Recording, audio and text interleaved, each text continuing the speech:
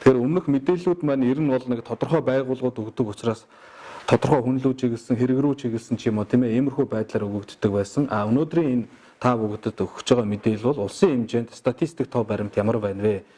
Хэргийг мөрдөн шалгаж байгаатай холбоотойгоор дүн шинжилгээ яаж хийгдэж явж байна вэ гэдэг талаар нэгдсэн мэдээлэл өгөх гэж байгаа юм шүү. Энийг та бүгд бас ойлгоорой гэж ингэж хүсэж байна.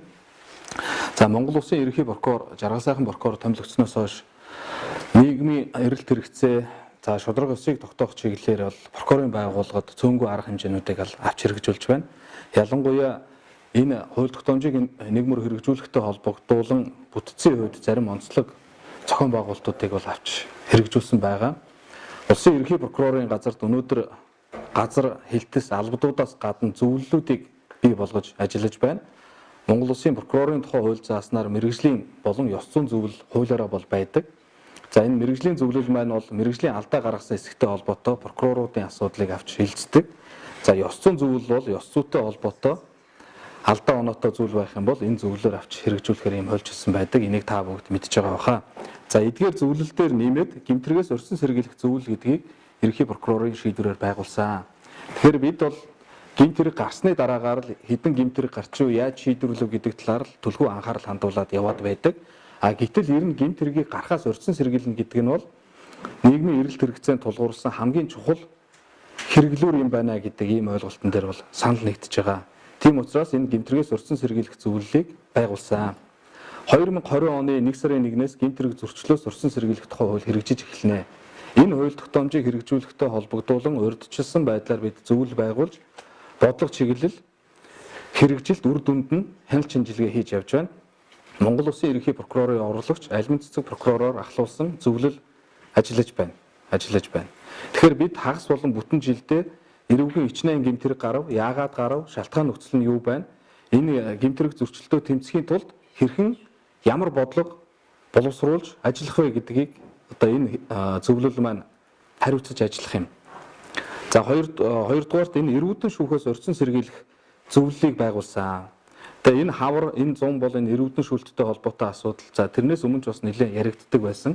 Тийм учраас Монгол Улсын ерөнхий прокурорын шийдвэрээр эрүүдэн шүүхээс өрсөн сэргийлэх зөвлөлийг ерөнхий прокурорын газарт байгуулсан. Энэ зөвлөл нь эрүүдэн шүүхтэй холбоотой прокурорын байгууллагаас эсрэг прокурорын байгууллагаас авч хэрэгжүүлэх бодлого мөн тодорхой үйл ажиллагаануудыг төлөвлөгөө зорилттойгоор авч хэрэгжүүлж биелэлт үр дүнг тооцох ийм үндсэн зорилготой ерөнхий прокурорын орлогч Шинбат орлогч ахлан ажиллаж байгаа.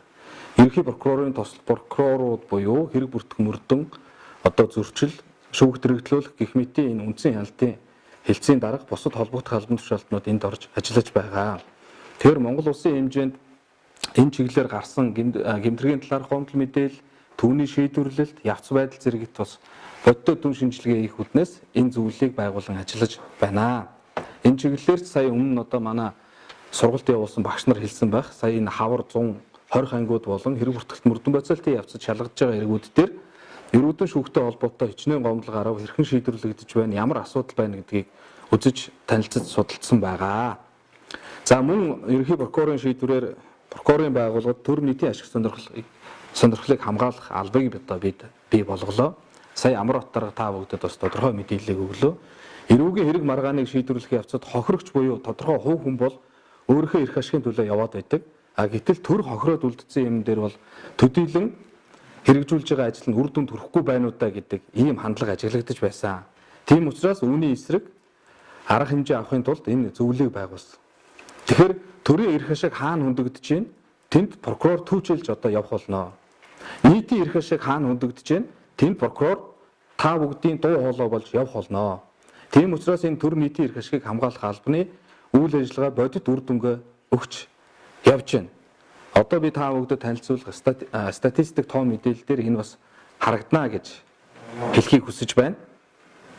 За мөн ерөнхий прокурорын шийдвэрээр энэ прокурорын байгууллагад бүртгэл мэдээлэл технологийн албыг бас тусад нь бий даалгаж бий болголоо. Өнөөдөр мөрдөх байгууллага, прокурор, шүүх, статистик мэдээллүүд нь бас янз бүрээр хэлэгддэг, яригддаг ийм зүйлүүд байдаг. Тийм учраас энэ статистик мэдээллийг нэг мөр болгож хэрэгжүүлэх үүднээс хууль зүйн яам дээр төсөл хэрэгжүүлсэн. За энэ төслийн үр дүнд биднээс энэ албыг одоо бий болгож ажиллаж байна. Энэ албаны өнөөдрийн энэ тэргүүнд тавигдж байгаа зүйл бол статистик мэдээлэл үнэн бодиттой байх. Хоёрдугаарт хэргийг хянан шийдвэрлэх ажиллагаанд оролцож байгаа оролцогч нар маань өөрсдөө интернетээр дамжуулж өөрийн мэдээллийг авах боломжтой. Интернетээр дамжуулж гомдол гаргах боломжтой, тийм ээ. Хэрэг маргаан хаана явж ийн, хэн гэдэг хүн дээр байна. Миний гаргасан гомдол ямар хугацаанд шийдвэрлэгдэж байна вэ гэдгийг ингэж мэдэх боломжтой. Энэ ажлыг бол энэ бүртгэл мэдээллийн технологийн алба маань бас хариуцсан ажиллаж байгаа гэдгийг хэлхийг хүсэж байна. За мөн Монгол Улсын ерөнхий прокурорын зүгээс онцолж тодорхой чиглэлүүдээр бол удирдлага зохион байгуулалтын арга хэмжээнүүдийг авч хэрэгжүүлж байна. Энээс бас заримаас нь би дахин дурдахыг хүсэж байна. Юуны өмнө бол эрүүгийн хэрэг маргаан, эрүүгийн хууль заасан үндслэл журмын дагуу эрүүгийн хэрэг хянан шийдвэрлэх хууль заасан журмыг зөрчихгүйгээр шуурхаа бодит байдлыг тогтоох зарчим дээр шийдвэрлэгдэх ёстой гэдэг зарчим бол тавигдж байна. За энээс гадна прокуроруудтай хандаж бол ерөнхий прокурор бол тодорхой чиглэлүүдээр үүрэг чиглэл өгч ажиллаж байна. Тухайлбал прокуроруудын мэргэжлийн ур чадвар хариуцлагыг сайжруулах гэдэг ийм чиглэлийг өгч албан даалгавар удирдамжийн бусад бичиг баримтуудыг гаргаж ажиллаж байна. Прокурорын шийдвэр нь улс төр хэвлэл мэдээлэл олон нийтийн аливаа ашиг сонирхлоос ангид байж гагцхүү хавц зэрэг цугларсан нотлох баримтанд тулгуурлан хууль заасан үндслэл журмын дагуу шийдвэрлэгдэж явах ёстой гэдэг ийм шаардлагыг бол прокуроруудтай бол тавьж байна. Өөрөөр хэлбэл ямар нэгэн байдлаар хэн нэгний хөндлөнгийн нөлөөлөлд автахгүйгээр асуудал шийдвэрлэгддэг байх ёстой гэдэг шаардлагыг ерөнхий прокурорын зүгээс тавьж байгаа. За мөн прокурор бүрэн эрхээ хэрэгжүүлэх шийдвэр гаргахад нь хэн нэгэн этгээд хөндлөнгөөс нөлөөлж байгаа бол нөлөөллийн мэдүүлгээ гаргаж бай гэдэг ийм зүйлийг ерөнхий прокурор прокуроруудтай хэлж зөвлөж байна. Өөрөөр хэлбэл тодорхой хэрэг маргааныг шийдэж байгаа тохиолдолд улс төрийн нөлөө бүхий этгээдж байдаг юм уу? Эдийн засгийн бас нэлээд хараат бус байдалд нь нөлөөлөх хэмжээний ийм хүмүүс орж ирж ашиг сонирхлын зөрчил гаргаж байгаа бол нөлөөлийн мэдүүлгээ байн гаргаж явж байгаараа гэдгийг хэлж байгаа. За мөн хэрэг бүртгэх мөрдөн байцаага ажиллагаанд прокурор хяналт тавьхдаа нотлбол зохих байдал бодит түнийг тогтоохын тулд хууль заасан бүхий л арга хэмжээг авчээ гэж. Өөрөөр хэлбэл хэргийг шийдвэрлэхийн тулд хангалттай нотлох баримт цугларсан байх ёстой шүү. Хангалттай нотлох баримт. За дээр нь та бүгдэд энэ дашрамд нэг зүйлийг зүгээр хэлэхэд прокурор гэдэг бол зөвхөн хэрэг бүртгэх мөрдөн байцаалтын явцад яллах талыг бариад идэг субъект огтонч биш гэдгийг ойлгоосоо гэж хүсэж байна. Прокурор гэдэг тэр гинтрийг гарсан эсхийг тогтооход мөрдөн шалгах ажиллагаанд хяналт тавихаас гадна яллах болон цагаатах нотлох баримтуудыг адилтгч цуглуулахад онцгой үүрэг гүйцэтгэдэг субъектүүд юм аа.